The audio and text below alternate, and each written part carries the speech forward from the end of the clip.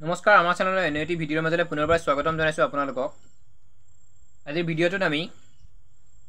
যিখিনি কেণ্ডিডেটে grade 3 grade 4ৰ বাবে আবেদন কৰিছিল এডিআৰই 2.0 যিখিনি কেণ্ডিডেট আছে বৰ্তমান সেই যিটো এক্সাম হ'ব সেই এক্সামটোৰ যিখিনি নীতি নিয়ম এছঅপি তেওঁলোকে জাৰি কৰিছে। আজি কিছুদিন আগত নোটিছ এখন জাৰি কৰিছে অসম চৰকাৰে। এইখন ডিপাৰ্টমেণ্টেলি নটিছ হয়। এইখন নটিছখন আপোনালোকক দেখুৱাব নোৱাৰি, কিছুমান ইছ্যু থাকে। যি টি নটিছ পাব্লিছ তেওঁলোকে নকৰে সোনকালে। তেওঁলোকে যিখিনি ডিষ্ট্ৰিক্টৰ এক্সাম হ'ব সেই ডিষ্ট্ৰিক্টখিনিৰ যিখিনি ডিপাৰ্টমেণ্টেলি লোক আছে সেই লোকখিনিলৈ তেওঁলোকে পঠিয়াইছে সেই নটিছখন। গতিকে আপোনালোকক নটিছখন পাব্লিছ হয়তো কৰা নাই পাব্লিকৰ বাবে বা কেণ্ডিডেটখিনিৰ বাবে তেওঁলোকে নটিছখন এৰি দিয়া নাই এতিয়ালৈকে। সেইটো কাৰণে কিছুমান ছিকিউৰিটি ইছ্যুৰ বাবে আপোনালোকক নটিছখন দেখুৱাব নোৱাৰোঁ। কিন্তু মই সেই নটিছখনত কি উল্লেখ আছে সেই আটাইখিনি কথা আমি এই ভিডিঅ'টোত আলোচনা কৰিম, বা কেনেকুৱা ধৰণৰ নীতি নিয়ম অৱলম্বন কৰিব লাগিব এবাৰ এক্সামটো পাছ কৰিবলৈ হ'লে বা পৰীক্ষা দিবলৈ কি নীতি নিয়ম, কাৰ পৰীক্ষা কেতিয়া, মৰ্ণিং শিফ্টত পৰীক্ষা কোনখিনি কেণ্ডিডেটৰ হ'ব বা ইভিনিং শিফ্টত কেতিয়া পৰীক্ষা হ'ব, সেই আটাইখিনি কথা আলোচনা কৰিম। তো ভিডিঅ'টো সম্পূৰ্ণকৈ শেষলৈ চাব, আৰু চেনেল যদি নতুনকৈ আহিছে আগলৈ এনেধৰণৰ ভিডিঅ'সমূহ পাই থাকিবলৈ চেনেলটি ছাবস্ক্ৰাইব কৰিব। তো প্ৰথম যিটো আপডেট আছে নটিছখনত লিখা আছে সেইটো আমি আপোনালোকক ক'ব বিচাৰিছোঁ। এতিয়া যিখিনি গ্ৰেড 3 ফাৰ্ষ্ট টাইম আমি কাৰ এক্সাম কেতিয়া হ'ব, আগবেলা হ'ব নে ভাটিবেলা হ'ব এক্সামটো, সেইখনেই কথা সেই আপডেটটো আপোনালোকক দিব বিচাৰিছোঁ প্ৰথমতে। তো প্ৰথমত যিখিনি গ্ৰেড 3 HS লেভেলৰ অৰ্থাৎ হায়াৰ ছেকেণ্ডাৰী পাছ কৰা যিখিনি কেণ্ডিডেটে আবেদন কৰিছিল গ্ৰেড 3ৰ বাবে, তেওঁলোকৰ এক্সামটো হ'ব 15/9/2024 তাৰিখে। CM ছাৰে আজি কিছুদিন আগত লাইভ ভিডিঅ'ত আহি তেওঁ কৈছিল যে পৰীক্ষা অনুষ্ঠিত কৰিম আমি, বা তেওঁ কেইটামান তাৰিখ নিৰ্ধাৰণ কৰি দিছিল ছেপ্টেম্বৰ মাহত অক্টোবৰ মাহত। সেই তাৰিখকেইটাৰ ভিতৰত তেওঁ এক্সাম হ'ব বুলি কৈছিল CM ছাৰে, কিন্তু সেই তেওঁ দিয়া মতে সঠিক মতে হয়তো তাৰিখকেইটা হোৱা নাই, অকণমান ইফাল সিফাল হৈছে, সাল সলনি হৈছে। সেই যিখিনি সাল সলনি হোৱাৰ নীতি নিয়ম সেই নীতি নিয়মখিনি আপোনালোকক এই ভিডিঅ'টোৰ জৰিয়তে সম্পূৰ্ণখিনি তথ্য দিম। ভিডিঅ'টো শেষলৈকে চাব। তো আৰম্ভ কৰিছিলোঁৱেই বাৰু, যিখিনি HS পাছৰ এক্সাম হ'ব, পৰীক্ষা হ'ব হায়াৰ ছেকেণ্ডাৰী লেভেলৰ যিখিনি গ্ৰেড 3 কেণ্ডিডেট, সেই এক্সামটো অনুষ্ঠিত হ'ব 15/9/2024 তাৰিখে, অৰ্থাৎ ছেপ্টেম্বৰ মাহৰ 15 তাৰিখে সেই এক্সামটো অনুষ্ঠিত হ'ব। তাত এক্সাম দিব 11 লাখৰ পৰা অকণমান বেছি, 11,02,000 নে 300 কিবা কেণ্ডিডেটে সেই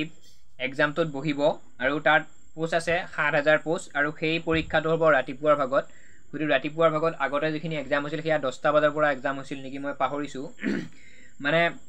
যিটো মৰ্ণিং টাইমত পৰীক্ষা হ'ব 15/9/2024, অৰ্থাৎ ছেপ্টেম্বৰ মাহৰ 9 তাৰিখে যিটো গ্ৰেড 3 হায়াৰ ছেকেণ্ডাৰী লেভেলৰ পৰীক্ষা হয়, সেই পৰীক্ষাটো ছেপ্টেম্বৰ মাহৰ 15 তাৰিখে হ'ব। 11 লাখ কেণ্ডিডেটে তাত পৰীক্ষাত বহিব, আৰু পৰীক্ষাটো হ'ব ৰাতিপুৱা। এইটো হৈছে হায়াৰ ছেকেণ্ডাৰী লেভেলৰ পৰীক্ষা। তাৰ নেক্সটত আহিছোঁ যিখিনি BA পাছৰ পৰীক্ষা আছে, যিখিনি গ্ৰেজুৱেট লেভেল তেওঁলোকে গ্ৰেড 3ৰ বাবে আবেদন কৰিছিল, যিখিনি BA পাছ কেণ্ডিডেট আছে বৰ্তমান, তেওঁলোকৰ এক্সামটো অনুষ্ঠিত হ'ব 29/9/2024, অৰ্থাৎ ছেপ্টেম্বৰ মাহৰ 29 তাৰিখে তেওঁলোকৰ পৰীক্ষা অনুষ্ঠিত হ'ব। আৰু তেওঁলোকৰো পৰীক্ষা মৰ্ণিং শিফ্টত হ'ব, অৰ্থাৎ আগবেলা হ'ব তেওঁলোকৰো পৰীক্ষা। আৰু সেই পৰীক্ষাত বহিব কেণ্ডিডেট 5,29,989 জন কেণ্ডিডেট বহিব, অৰ্থাৎ 5,29,000, অকণমান তাতকৈ বেছি কেণ্ডিডেট 5,29,989 জন কেণ্ডিডেটে সেই যিটো BA পাছ লেভেলৰ পৰীক্ষা গ্ৰেড 3 লেভেলৰ সেই এক্সামটো বহিব। আৰু সেই পৰীক্ষাটো হ'ব আগবেলা প্ৰথম শিফ্টত হয়তো 10টা বজাৰ পৰা 12টা বজালৈ বা 1টা বজালৈকে সেই এক্সামটো অনুষ্ঠিত হ'ব। তাৰ নেক্সটত যিখিনি গ্ৰেড 3 ড্ৰাইভাৰ পোষ্টৰ বাবে পৰীক্ষা আছিল, যিখিনিয়ে আবেদন কৰিছিল ড্ৰাইভাৰ পোষ্টৰ বাবে, সেইখিনিৰ পৰীক্ষাটো হ'ব 29/9/2024 তাৰিখ, অৰ্থাৎ BA পাছ লেভেলৰ যিটো এক্সাম হ'ব সেই এক্সামটোৰ ছেকেণ্ড শিফ্টত, অৰ্থাৎ ভাটিবেলাই হ'ব। যিখিনি ড্ৰাইভাৰ পোষ্টৰ বাবে আবেদন কৰিছিল তেওঁলোকৰ পৰীক্ষাটো 29/9/2024 তাৰিখে অনুষ্ঠিত হ'ব। সেই পৰীক্ষাটো অনুষ্ঠিত হ'ব ভাটিবেলা। তাত কেণ্ডিডেট বহিব সেই যিটো ড্ৰাইভাৰ পোষ্টৰ বাবে আবেদন কৰিছে, যিখিনি কেণ্ডিডেটৰ তেওঁলোকে ইতিমধ্যে অসম চৰকাৰে এডমিট ৰেডি কৰিছে পৰীক্ষাৰ বাবে। 2,04,000 কিবা অকণমান বেছি হ'ব 4,000তকৈ, মোটামুটি 2,04,000 কেণ্ডিডেটে সেই পৰীক্ষাটোৰ বাবে বহিব, ড্ৰাইভাৰ যিখিনি পোষ্টৰ বাবে আবেদন কৰিছিল। আৰু এটা কথা হয়তো আপোনালোকৰ মনত আছে, যিটো ড্ৰাইভাৰ পোষ্ট আছে সেইটো গ্ৰেড 4ৰ পোষ্ট বুলি নাভাবিব, সেইটো অকণমান দামী পোষ্ট হয়, সেইটো গ্ৰেড 3ৰ পোষ্ট। সেই পৰীক্ষাটো অনুষ্ঠিত হ'ব 29/9/2024 ভাটিবেলা অনুষ্ঠিত হ'ব। তাত বহিব 2,04,000 কেণ্ডিডেট। এইখিনি হ'ল গ্ৰেড 3ৰ আপডেট। গ্ৰেড 3 আপডেট মানে গ্ৰেড 3 আৰু অকণমান আপডেট আছে, ভিডিঅ'টোত মই কৈ আছোঁ। কিন্তু যিখিনি পৰীক্ষাৰ কেতিয়া হ'ব, যিখন পৰীক্ষাৰ আমি স্কুলত বা কলেজত আমাক পৰীক্ষাৰ ৰুটিন দিছিল কেতিয়া পৰীক্ষা হ'ব, ঠিক তেনেদৰে ইয়াত ৰুটিন দিছে। এইখিনি হৈছে গ্ৰেড 3 এইখন ৰুটিনখন। তাৰ নেক্সটত গ্ৰেড 4 ৰ বাবে আহিলো এবাৰ 10 পাছৰ বাবে যিখিনি মেট্ৰিক পাছ কৰিছে গ্ৰেড 4 ৰ বাবে আবেদন কৰিছিল তেওঁলোকে 10 পাছ লেভেলৰ যেটো পৰীক্ষা সেই পৰীক্ষাটো অনুষ্ঠিত হ'ব 27/10/2024 অৰ্থাৎ অক্টোবৰ মাহৰ 27 তাৰিখে সেই পৰীক্ষাটো অনুষ্ঠিত হ'ব আৰু পৰীক্ষাটো অনুষ্ঠিত হ'ব আগবেলা অৰ্থাৎ প্ৰথম শিফটত হয়তো 10 বজাৰ পৰা 1 বজালৈকে সেই পৰীক্ষাটো অনুষ্ঠিত হ'ব আৰু সেই পৰীক্ষাটোত কেণ্ডিডেটে পৰীক্ষা দিব 8,27,000 সামথিং মানে 8,27,000তকৈ অকণমান বেছি হ'ব পাৰে হয়তো কমো হ'ব পাৰে ঠিক সেইখিনি কেণ্ডিডেটেই যেটো 10 পাছ লেভেলৰ পৰীক্ষা আছে সেই পৰীক্ষাটোত বহিব পৰীক্ষাটো অনুষ্ঠিত হ'ব 27/10/2024 অৰ্থাৎ অক্টোবৰ মাহৰ 27 তাৰিখে আৰু এক্সামটো হ'ব আগবেলা তাৰ নেক্সট গ্ৰেড 4 আৰু কেণ্ডিডেট আছিল সেয়া হৈছিল 8 পাছৰ বাবে যিখিনি আবেদন কৰিছিল আমাৰো কিছুমান আছে আমাৰ অঞ্চলত 8 পাছৰ বাবে আবেদন কৰা তেওঁলোকৰো এক্সামটো হ'ব 27/10/2024 তাৰিখে আৰু তেওঁলোকৰ এক্সামটো হ'ব সেকেন্ড শিফটত অৰ্থাৎ ভাটিবেলা সেই এক্সামটোত কেণ্ডিডেট বহিব 5,52,000 কিবাখিনি কেণ্ডিডেট 5,52,000কৈ অকণমান বেছি হয় জাষ্ট মই আপোনালোকক আইডিয়া এটা দি দিছোঁ নোটিছখনত এইখিনি উল্লেখ আছে পৰীক্ষাৰ কেতিয়া হ'ব তো আকৌ এবাৰ কৈ দিছোঁ ভালদৰে মনোযোগ দিব গ্ৰেড 3 যিখিনি হায়াৰ সেকেন্ডাৰী পাছ কৰা লেভেলৰ এক্সাম হ'ব সেই এক্সামটো হ'ব 15/9/2024 অৰ্থাৎ ছেপ্টেম্বৰ মাহৰ 15 তাৰিখে তাত কেণ্ডিডেট বহিব 11 লাখ কেণ্ডিডেট আৰু এক্সামটো হ'ব ৰাতিপুৱা প্ৰথম শিফটত তাৰ নেক্সট বিএ পাছ লেভেলৰ যিখিনি পৰীক্ষা হ'ব সেই পৰীক্ষাটো হ'ব 29/9/2024 তাৰিখে অৰ্থাৎ ছেপ্টেম্বৰ মাহৰ 29 তাৰিখে পৰীক্ষাটো হ'ব আগবেলা ফাৰ্ষ্ট শিফটত আৰু তাত কেণ্ডিডেট আছে 5,29,999 জন তাৰ নেক্সট গ্ৰেড 3 লেভেলৰ যেটো ড্ৰাইভাৰৰ পোষ্ট আছিল ড্ৰাইভাৰৰ পোষ্টৰ যেটো এক্সাম হ'ব সেইটো হ'ব 29/9/2024 তাৰিখ অৰ্থাৎ ছেপ্টেম্বৰ মাহৰ 29 তাৰিখে হ'ব আৰু সেই পৰীক্ষাটো হ'ব সেকেন্ড শিফটত ভাটিবেলা তাত কেণ্ডিডেট বহিব 2,04,000 এইখিনি আছিল গ্ৰেড 3 এবাৰ গ্ৰেড 4ত আকৌ কৈ দিছোঁ আপোনালোকে মনোযোগ দি শুনিব কাৰণ কিছুমান কামত আমাৰ কেণ্ডিডেটখিনি এতিয়াও ব্যস্ত হৈ আছে কিছুমান নিৰ্দিষ্ট নিজৰ ব্যৱসায় আছে বা কিছুমানে কিবা কোম্পানীত কাম কৰি আছে গতিকে তেওঁলোকে ছুটি ল'ব লাগিব যিখিনি আবেদন কৰিছে তেওঁলোকে ছুটি ল'ব লাগিব গতিকে সময়টো তেওঁলোকে মিলাব পাৰিব গ্ৰেড 4 খিনি কৈ দিছোঁ 10 পাছ লেভেলৰ যিখিনি পৰীক্ষা আছে 27/10/2024 অৰ্থাৎ অক্টোবৰ মাহৰ 27 তাৰিখে হ'ব 10 পাছ লেভেলৰ এক্সাম পৰীক্ষা হ'ব আগবেলা ফাৰ্ষ্ট শিফটত তাত কেণ্ডিডেট আছে 8,27,000 আৰু গ্ৰেড 4 লেভেলৰ যেটো 8 পাছৰ পৰীক্ষা হ'ব সেইটো হ'ব 27/10/2024 তাৰিখে আৰু সেই পৰীক্ষাটো হ'ব ভাটিবেলা তাত এক্সাম দিব 5,52,000 কেণ্ডিডেটে এইখিনি আছিল পৰীক্ষাটোৰ কেতিয়া হ'ব বা কোন সময়ত অনুষ্ঠিত হ'ব ইয়াৰ নেক্সট যিখিনি তেওঁলোকৰ এসওপি আছিল পৰীক্ষাৰ নীতি নিয়ম সেই নীতি নিয়মখিনি মই কৈ দিছোঁ নীতি নিয়মত বৰ বিশেষ ইমান হয়তো সিম্পলো নহয় বা ইমান কঠোৰো নহয় যোনে যেনেকৈ লয় যিখিনি জেনুইন কেণ্ডিডেট তেওঁলোকৰ বাবে এইখিনি সিম্পল হয় তো ইয়াৰ নীতি নিয়মৰ কথা উল্লেখ আছে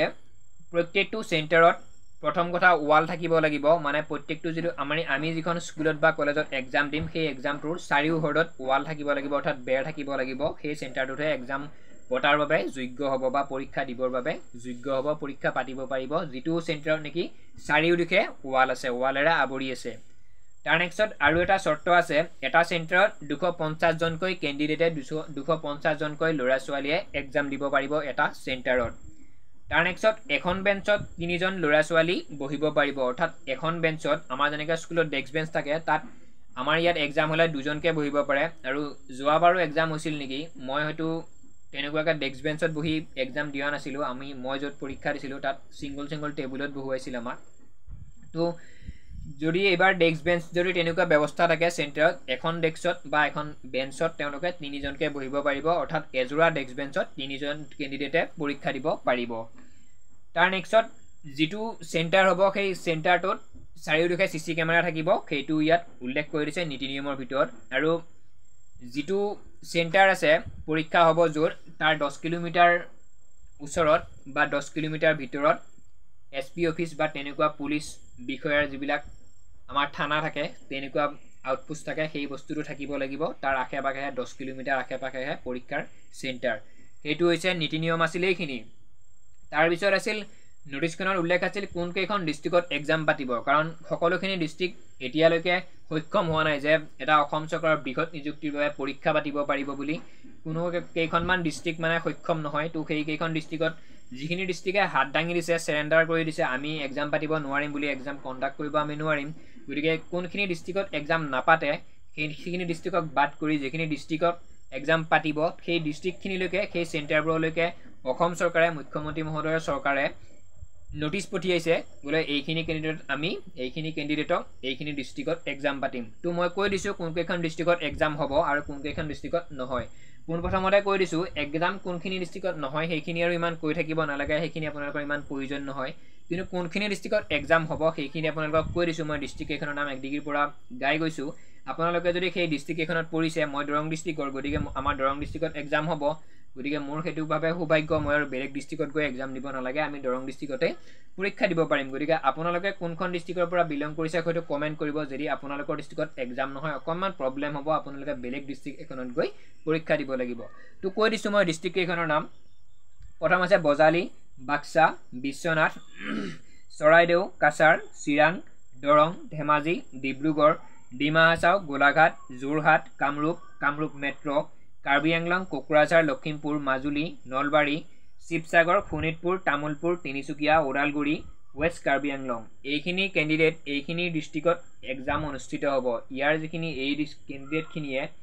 মানে নিজৰ ডিষ্ট্ৰিক্টতে এক্সাম দিব পাৰিব তেওঁলোক আৰু বেলেগ ডিষ্ট্ৰিক্টলৈকে যাব নালাগে তো যিখিনি নীতি নিয়ম আছিল যিখিনি SOP আছিল ADRE গ্ৰেড 3 আৰু গ্ৰেড 4 ৰ বাবে সেই আটাইখিনি হয়তো আপোনালোকৰ সম্পূৰ্ণ হৈ গৈছে আৰু এই নোটিছখন মই আগতে কৈছোঁ ডিপাৰ্টমেণ্টেলি নোটিছ হয় এইখন পাব্লিছ তেওঁলোকে কৰা নাই কাৰণ ইমান কিছুমান কথা হয়তো জানিব তেওঁলোকে নিদিয়ে কাৰণ যিখিনি কিছুমানে হয়তো আগতীয়াকৈ গম পালে অকণমান প্ৰব্লেম হয় সেইটো হয়তো আপোনালোকে অনুমান কৰিব পাৰিছে কেনেকুৱা প্ৰব্লেম হয় গতিকে এইখন ডিপাৰ্টমেণ্টেলি নোটিছ আপোনালোকক নোটিছখন মই ভিডিঅ'ত সেইটো কাৰণে দিব পৰা নাই কিন্তু ক'ত কি লিখা আছে সেইখিনি আপোনালোকক নিশ্চিতভাৱে মই কৈ দিছোঁ তো আপডেটটো ইমানেই আছিল আৰু Assam police ADRE grade 3 grade 4 যদি নতুন কিবা আপডেট আহে আমি আপোনালোকক নিশ্চয় জনাম পোনপ্ৰথমতেই জনাম তাৰপিছত আমি অসম পুলিচৰ আগৰ কিছুমান কুৱেশ্যন পেপাৰ বা ADRE গ্ৰেড 3 গ্ৰেড 4 ৰ কিছুমান কুৱেশ্যন পেপাৰ দুই এখনকৈ ছল্ভ কৰি গৈছোঁ আৰু যিমানখিনি হয়তো চিলেবাছ চাইছে আমি কিছুমান কুৱেশ্যন এনচাৰ গোটাই কিনে আমি ভিডিঅ' সহকাৰে আপলোড কৰিছোঁ আপোনালোকৰ মাজলৈ গতিকে যদি আপোনালোকে এক্সামৰ বাবে প্ৰিপেৰেশ্যন কৰি আছে আৰু মোৰ যিখিনি ভিউৱাৰ্ছ আছে তেওঁলোকে এক্সামৰ বাবে প্ৰিপেৰেশ্যন কৰি আছে তেওঁলোকে চৰকাৰী চাকৰিৰ বাবে প্ৰিপেৰেশ্যন কৰি আছে গতিকে যদি কুৱেশ্যন এনচাৰ চাব বিচাৰে আছাম হিষ্ট্ৰীয়ে হওক জিঅ'গ্ৰাফীয়ে হওক পলিটিৰ হওক আমি আমাৰ ভিডিঅ'ত আগতে আপলোড কৰি থোৱা আছে আপোনালোকে সেই প্ৰশ্নসমূহ চাই ল'ব আৰু যিখিনি প্ৰিভিয়াছ ইয়েৰৰ কুৱেশ্যন পেপাৰ আছে তাৰ বেছিখিনি সম্ভৱ আমি কৰি থৈ দিছোঁ কিন্তু মেথছ আৰু যিখিনি ৰিজনিঙৰ প্ৰশ্ন হয় সেইখিনি মই এতিয়ালৈকে ছল্ভ কৰা নাই যিখিনি GK GS বা ছ'চিয়েল চায়েন্সৰ যিখিনি কুৱেশ্যন আছে সেই পেপাৰখিনি মই ইতিমধ্যে সমাধান কৰি থৈ দিছোঁ আপোনালোকে মোৰ চেনেলত যাব অকণমান চাব তাত ধুনীয়াকৈ পাব আৰু পঢ়িব পাৰিব যদি প্ৰস্তুতি আপোনালোকে ভালদৰে কৰিব বিচাৰিছে তো ভালদৰে প্ৰস্তুতি হওক সকলোৱে